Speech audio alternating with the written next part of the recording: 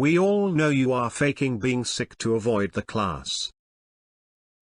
This happened to me while I was in elementary school. Our Mrs. Math teacher really hated my guts for no reason really. She would always find an excuse to lower my grades or blame me for something I didn't do. I was a pretty sick kid that had bad asthma, dermatitis and was sickish in general. Thinking back, I think her hating me had a lot to do with that, as she felt I had special treatment and privileges. One day we were doing a test and I started feeling very bad. It came to the point of really needing to puke, but I held it in because I knew she wouldn't believe me. Then I started shaking and kinda puked a bit in my mouth, so I stood up and started to go towards the toilet. We had a rule that anybody who has to go to the toilet can do so without asking. She of course stopped me and told me to sit back down. I tried explaining but she wouldn't have it. One girl stood up for me and said something like, "He is really pale and shaking and sweating. I think he needs to go home."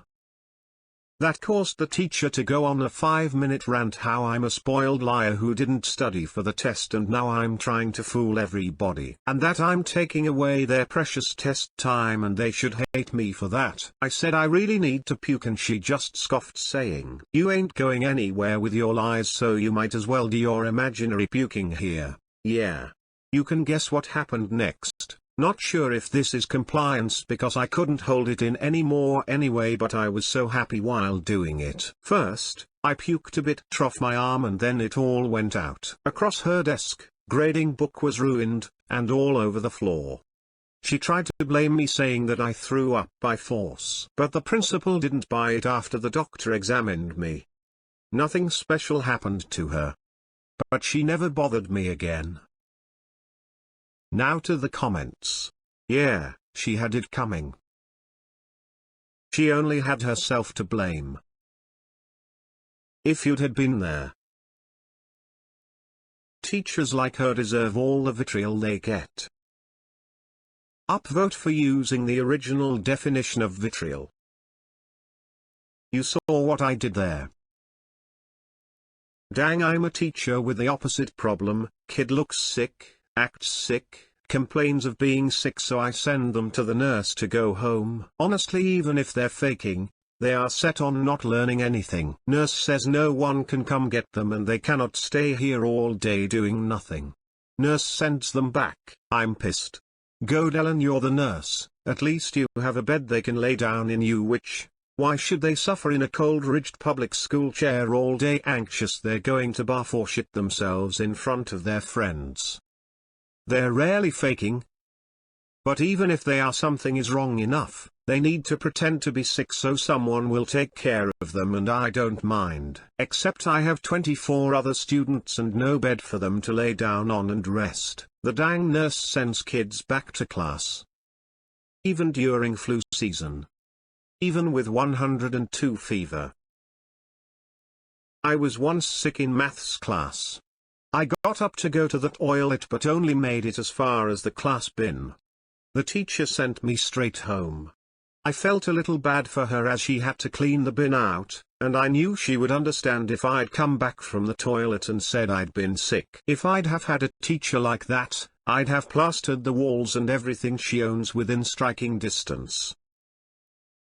Although, I'm sure the teacher was glad you at least made it to the trash. It's better than having to clean the floor would have been.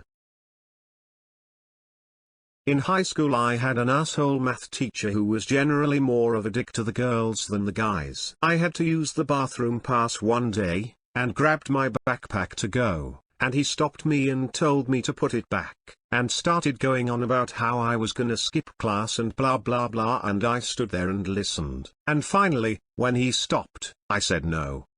I keep my tampons in here. I need to change my tampon. And he looked like he short-circuited. The class burst out laughing and he let me go. He never questioned another girl who left for the bathroom with her bag in my class. This is beautiful. It takes some guts to talk about feminine hygiene products in public, especially in school like that.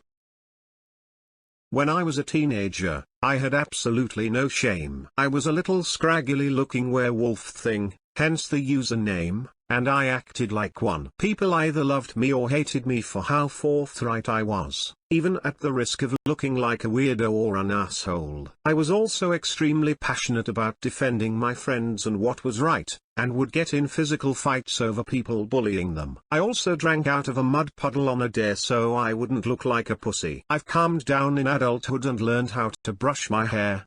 I've learned how to keep my mouth shut.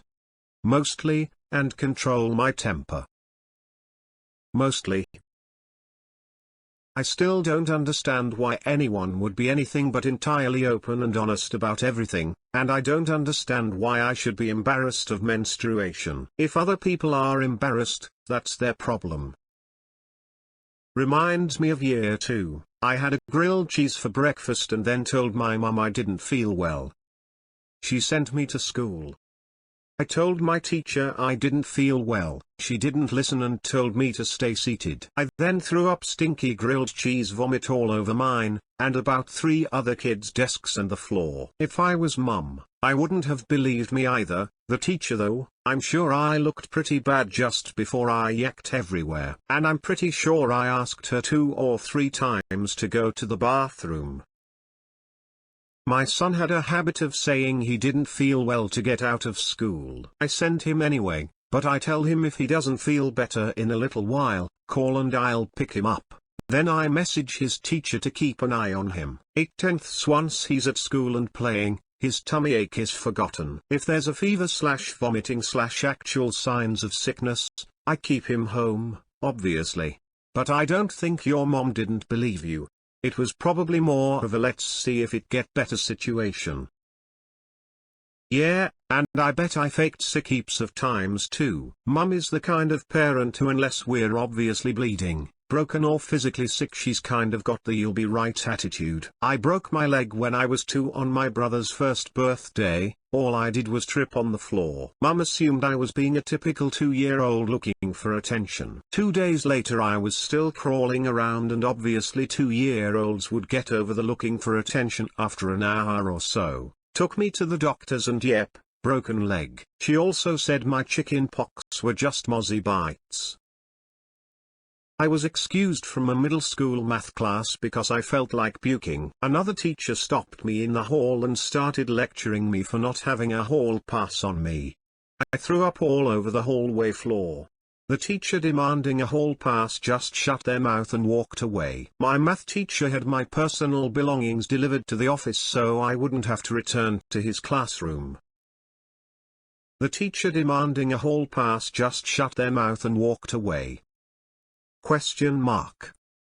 Yeah, sick student. Better silently fade into the background instead of, you know, helping them to the nurse.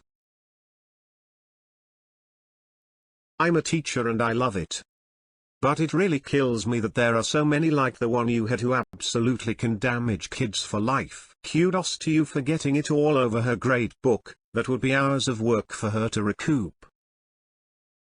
Cunts like us don't mind words like cunt. So, you come from the land down under? Oh my god.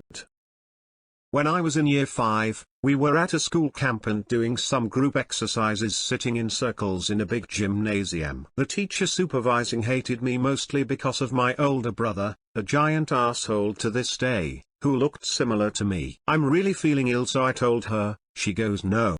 Your brother just tried this same trick. Go back to your group.